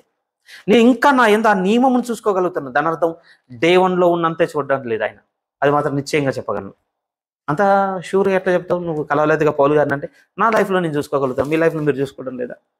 ప్రభులోనికి డే 1 వచ్చినప్పుడు మనలో ఉన్నటువంటి పాపపు తీవ్రత, ఆరాటం, పోరాటం, నెరవేర్చుకోవాలన్నటువంటి ఆశ, కోరిక ఒక స్థాయిలో ఉండేయండి.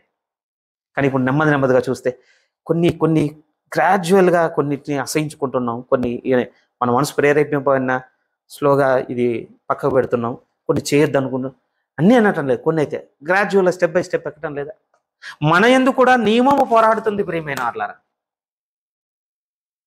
ఇక్కడ ఉండిపోతామని కాదు పౌలు గారు అంటుంది. 8వ అధ్యాయంలోనికి మనం తీసుకుని వెళ్తున్నాడు. సో ఈరోజు నిశ్చయమైన మనసుతో నిజంగా అండి ఇది ఇది మీకు అర్థం కావాలి. ఇందులో ఉన్నటువంటి వర్డ్ టు వర్డ్ మీకు చెప్పుకుంటూ వచ్చేసి ఏదో చెప్పాలని నా అస్సలు లేకుండా ప్రియమైన వారలారా. ఈ కన్క్లూజన్లో నన్ను బాగా తట్టినటువంటి మాట ఏంటంటే, ఈ లైఫ్ ఎంత ఆదరించింది నన్ను.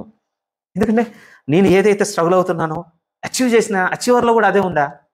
పౌలు అనే భక్తుడు ఈరోజు అచీవ్ చేసి ఉన్నాడండి క్రీస్తులో ఒక జీవితమును పొందుకొని ఉన్నాడు ప్రియమైన వారలారా. నిశ్చయంగా ఆయన పాత వేరుండే, ఆయన మార్గం వేరుండే, నా మార్గం వేరుండే. అయ్యో ఇది మానుకొని ఇళ్ళకి వస్తే బాగుండు అని నేను చాలా వేదన ఉండేది కాదు.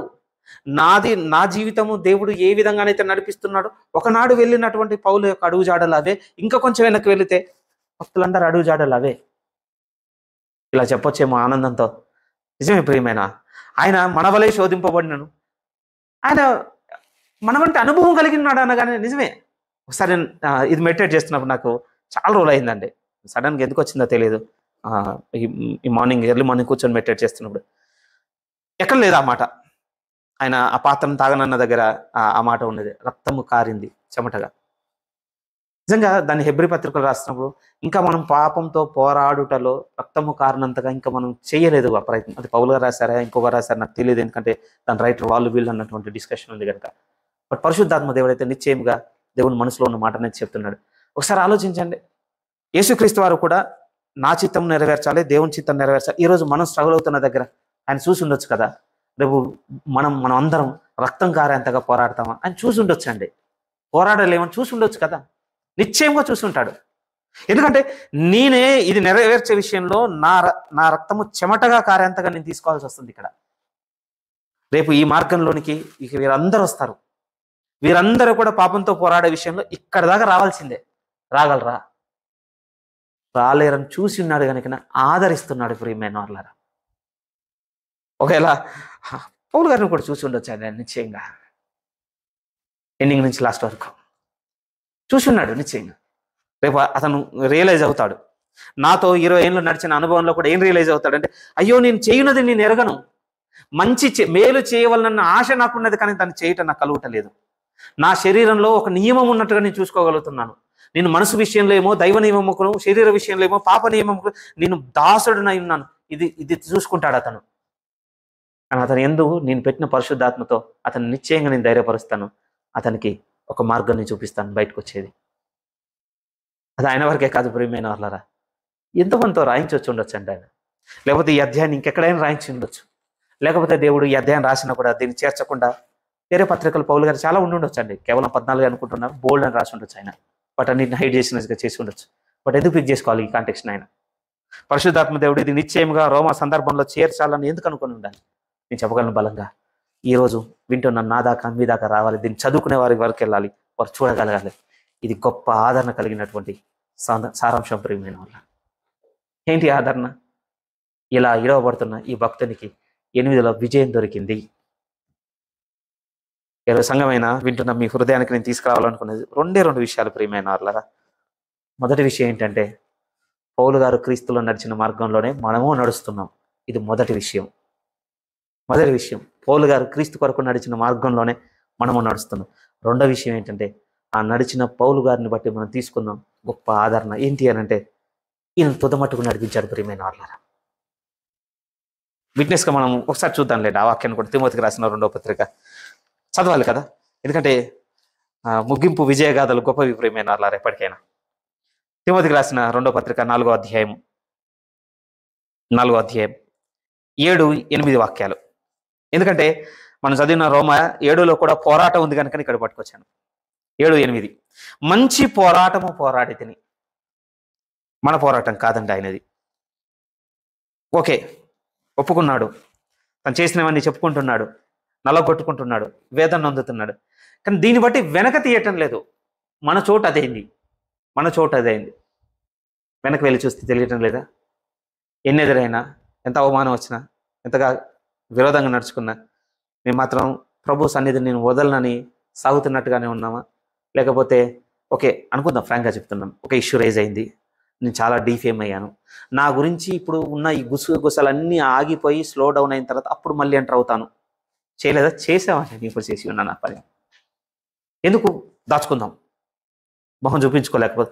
బట్ పౌలు గారు అలా లేరండి. నేను మంచి పోరాటం పోరాడాను. గతంలో సంఘంలో మీతో అన్నాను కదా ప్రియమైన వాళ్ళారా, తన చేతులతో చంపిన వాళ్ళ మధ్యకి వెళ్ళి సువార్త ప్రకటించవలసి వచ్చింది. అయ్యో ఇప్పుడే ఫ్రెష్గా నేను చంపాను కానీ నా గురించి గుర్తుపెట్టుకున్నారు, ఫలానా తార్సువాడైన సౌలట చంపాడట, ఇంత ఇన్ఫర్మేషన్ అంతా వాళ్ళ మైండ్లో ఉంది కదా, ఇప్పుడే పోతే ముఖం లేదు. సో ఏమవుతాం, నా గురించి నెమ్మది దినాలు ముందుకెళ్ళిపోయి నన్ను గురించినటువంటి జ్ఞాపకాలు ఎరైజ్ అయిన తర్వాత అప్పుడు వెళ్ళి ప్రకటిస్తాను. లేదండి, ఏదైతే అదైంది, ఎంత అవమానం అయితే అంత అవమానం అయింది, నేను వెళ్ళి కనపరుచుకుంటాను. మేబీ నేను ఆ మాట అక్కడ చెప్పడానికి ఇష్టపడుతున్నాను. మంచి పోరాటము పోరాడి తిని దగ్గర చదువుదామండి, ఆయన సాక్ష్యం చదువుదాం. మంచి పోరాటము పోరాడి తిని నా పరుగు కడ ముట్టించి తిని ఆపలేదట ప్రియమైన వాళ్ళరా. స్లో ఉండొచ్చండి కొన్ని విషయాల్లో, చాలా నతనడక సాగి ఉండొచ్చు, కొన్ని విషయాల్లో చాలా వేగంగా సాగి ఉండొచ్చు, కానీ ఆగలేదు. ఆదరణ కోసం మాట్లాడుతున్న మాటలు ప్రేమ పౌలు గారిని తక్కువ చేసే ఉద్దేశం అయితే అస్సలు కాదండి ఈ మాటలు. నా పరుగు కడముట్టించి తిని విశ్వాసము కాపాడుకుంటేని ఇక మీదట నా కొరకు నీతి కిరీటం ఉంచబడి ఉన్నది.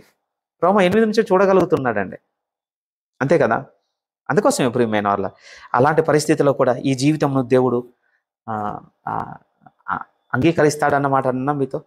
ఆయన నేను ఇంతగా పోరాడుతున్నానని నా పట్ల ఆలోచన కలిగి ఉంటాడని చూసుకోగలిగితేనే కదా వెనక తీయకుండా సాగింది.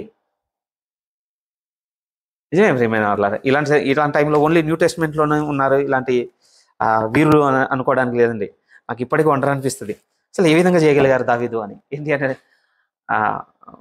ఉజ్జియాన్ని చంపేయడము, ఆ విషయం అంతా జరిగిన తర్వాత మళ్ళీ దేవుని దగ్గరికి ఎట్లా ప్రార్థన చేయగలిగి ఉన్నాడు ఆయన. నాకు చాలా చాలా గొప్పగా అనిపిస్తుంది అండి. అది దట్టు 2018 నుంచి నేను అసలు 51 దగ్గరికి ఎన్నిసార్లు చదువుకున్నాను నాకే తెలియదు. ఎట్లా చేశాడు అసలు దేవుని దగ్గరికి వెళ్ళి, ఎందుకు చేశాడు అని అంటే అర్థమైందండి. నా స్థితి పట్ల దేవుడు ఆలోచన కలిగి అంటాం కదా కన్సర్న్ అని, అది కలిగి ఉన్నాడని చూసుకోగలుగుతున్నారు కనుక నిలిచారండి దేవుని దగ్గర, నిలబడే ఉన్నారు ప్రియమైన వాళ్ళ. ఎందుకు రోమా 7 మీ ముందుకు తీసుకొచ్చాను ఈరోజు అంటే నాకు తెలుసు ఇది లోతుగా వెళ్తే చాలా లోతుగా ఉండొచ్చు. మీరు ఇంకా వేరొక సేవకు నోట విన్నప్పుడు చాలా బలంగా కూడా మీకు వినపడబోతుండొచ్చు. దాని విషయంలో నేనేమి బాధ నొందను, అలానే తప్పు చేయను. కానీ నాకు మాత్రం ఈ మాటలు ఎంత ఆదరణ అంటే మళ్ళీ సాగడానికి గురి నేను సాగుతాను. ఈ జీవితం ఇలా ఉంది అని అంటే దేవుడు చూస్తున్నాడు, నా నలుగురు చూస్తున్నాడు, నా వేదన చూస్తున్నాడు, నేను చేయవలసిన ఎందుకు వచ్చాయో ఈ పరిస్థితులన్నీ చూస్తున్నాడు. ఎందుకంటే నా అంతరంగంలో ఒక నియమం సరిగ్గానే నా మనసుతో చెబుతుంది వినగానే. నా మనసు ఎందు అంటే దేవుని ఆజ్ఞను అనుసరించి నడుచుకోవాలన్నటువంటి దాన్ని చూస్తున్నాడు దేవుడు. కానీ నా శరీరంలో, నా అవయవంలో ఇంకొక నియమం ఉన్నది, దీన్ని చూస్తున్నాడు. ఈ రెండింటి మధ్య జరుగుతున్న పోరాటంను చూస్తున్నాడు. దేవుడు చేసేటువంటి హెల్ప్ ఏమిటి అని అంటే step by step, moment by moment అనండి. మీతో అన్నాను కదా, హాస్పిటల్ అడుగు పెట్టగానే రోగం పోతే నిశ్చయంగా హాస్పిటల్ని ఏం ప్రైజ్ చేయండి, ఆ డాక్టర్ అంతకన్నా ప్రైజ్ చేయాలి, మన విల్ పవర్ అంటాం. బట్ చూడండి, ఒక కోర్స్ తీసుకొని మెడిసిన్ తర్వాత మెడిసిన్ మార్చి ఈ ట్రీట్మెంట్, ఆ సర్జరీ, ఈ ఐసీయూ, జనరల్ వార్డు, ఇన్ని మార్చిన తర్వాత క్యూర్ అయి బయటకు రాగానే చెప్తాం పలానా హాస్పిటల్ ఉంటుంది, పలానా డాక్టర్ ఉంటాడు, వండర్ఫుల్ ట్రీట్మెంట్. ఎందుకు చెప్పినావు చెప్పండి. అర్థమైంది లైఫ్ అంటే ఏంటో. నిజం ప్రియమైన వాళ్ళ ఇప్పుడు తెలుస్తుందండి. అందుకోసమే అంటే పాపంలో నుండి సంపూర్ణమైన విడుదల ఇక కేవలం ఫ్యూచర్లో అది ఎప్పుడో అంటే యేసుక్రీస్తు వారు రెండోసారి తిరిగి వచ్చినప్పుడు ఆ ఫైన్ డే మాత్రమే పొందుకునేదే కాదు. పరిశుద్ధాత్మ దేవుడు ఇప్పుడు ఏం చేస్తున్నాడు అంటే మూమెంట్ బై మూమెంట్ ఒక విధంగా మన జీవితం నడిపిస్తూ ఇప్పుడు కూడా విడుదల చూపిస్తున్నాడు. అదే 8వ అధ్యాయం అండి. సరే 8వ అధ్యాయం దగ్గర చాలా సాధ్యమైతే ప్రియమైన టైం తీసుకొని చాలా ఓపికగా వెళ్తాం. ఎందుకంటే చాలా కీలకమైన అధ్యాయాన్ని మీతో చెప్పుకుంటూ వస్తున్నాను కదా. నన్ను కూడా ప్రభులో మళ్ళీ కట్టి నిలబడడానికి నాకు కూడా హెల్ప్ చేసిందండి. ఇది నేను మొదటిసారి విన్నప్పుడు ఇంత డెడికేటెడ్గా నోట్స్ రాసుకొని ఎక్స్ప్లెయిన్ చేయాల్సినంతగా వినలేదు ప్రియమైన వాళ్ళరా. కానీ ప్రభులో వెనక తీయకుండా ఉంచడానికి చాలా దోహదపడిందండి. ఆ రోజు ఆ ఆదరణే ఈరోజు క్రీస్తులో మీ ముందు ఉండడానికి సహాయం అయింది ప్రియమైన వాళ్ళ. ఒకవేళ ఇవి దొరకపోయి ఉంటేనండి ఇంకంతే, మేబీ ఇక వినకపోదురు ఎవరం కూడా. నాకేది లేదండి ఈ ప్రభులో ఉంటానని. ఎందుకు అని అంటే పౌలు గారు తన జీవితం చెబుతూ నా ఎందుకు కూడా ఇది కనబడుతుంది, నేను కూడా పోరాడాను. కానీ 8వ అధ్యాయంలోకి వెళ్ళగానే ఎంత గొప్ప మాట చెప్తున్నాడంటే, ఇప్పుడు నిశ్చయంగా చెప్తాను, క్రీస్తు యొక్క ఆత్మ నియమం నన్ను ఈ పాప మరణముల నియమం నుండి నన్ను విడిపించాను. ఎలా ఒక్క రోజు కాదు, సాగుదాం ప్రియమైన వాళ్ళు వచ్చారు. ఆదరణను ఈరోజు తీసుకుందాం అండి. ఆ మాటల నుంచి, పౌలు గారి జీవితపు వ్యక్తిగత సాక్ష్యం నుంచి ఆదరణను తీసుకుందాం, ధైర్యం తీసుకుందాం, ఒక విధంగా వెన్నుతట్టి ప్రోత్సహిస్తున్నటువంటి ఆ ప్రోత్సాహాన్ని తీసుకుందాం. పౌలు గారు కూడా చూస్తున్నాడు, క్రీస్తులో ఉండి కూడా నాలో ఇంకా పోరాటం చూసుకోగలుగుతున్నాను నేను. ఎందుకంటే ఇంకా నా ఈ పాత శరీరం నూతదయ్యేంత వరకు నాకు ఇది ఉంది. ఏదో ఇది టెంపరీ కాదు, ఇది నాకు కంటిన్యూగా కనపడుతుంది. నేను పోరాడుతున్నాను, ఇప్పటికీ స్ట్రగుల్ అవుతున్నాను. అలానే ఇక్కడ ఆగిపోయాను అనుకుంటున్నాను, లేదు, మళ్ళీ ఇంకొక వైపు అంటున్నాను. 8వ అధ్యాయంలో ఉన్నటువంటి ఆత్మీయం నన్ను వీటిలో నుంచి ముందుకు సాగిస్తూనే ఉంది. అదే గల్తీ 5లో కూడా వచ్చే వారం చూస్తాం. 5లో అన్నాడు, మనం ఆత్మానుసారంగా నడుచుకున్నది చేయాలా, మనం శరీరేచ్ఛను నెరవేర్చము. అదే జరిగింది నాలో. అట్టే వెళ్తాం ప్రియమైన వాళ్ళ. వచ్చే వారం కోసం చూద్దామండి. తల ఉంచుకున్నట్లయితే